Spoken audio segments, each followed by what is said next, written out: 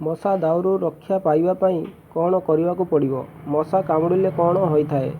ମଶା କାମୁଡ଼ିବା ଦ୍ୱାରା ଆମର ମ୍ୟାଲେରିଆ ହୋଇଥାଏ, ଫିଲେରିଆ ହୋଇଥାଏ। ଆମକୁ ମଶାରୀ ଟାଙ୍ଗି ଶୋଇବା ନିହାତି ଆବଶ୍ୟକ।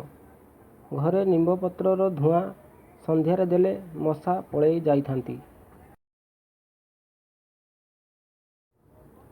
ଘରର ଚାରିପାଖରେ ଅଳିଆ ଅପରିଷ୍କାର ଜମି ରହିଲେ ମଶା ମାଛି ବଂଶବୃଦ୍ଧି କରିଥାନ୍ତି।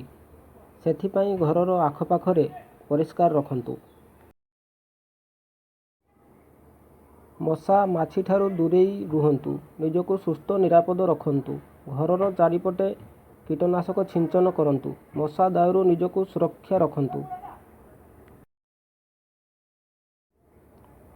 ଏହିଭଳି ନୂଆ ନୂଆ ଭିଡ଼ିଓ ଦେଖିବା ପାଇଁ ଚ୍ୟାନେଲକୁ ସବସ୍କ୍ରାଇବ୍ କରନ୍ତୁ, ଲାଇକ୍ କରନ୍ତୁ।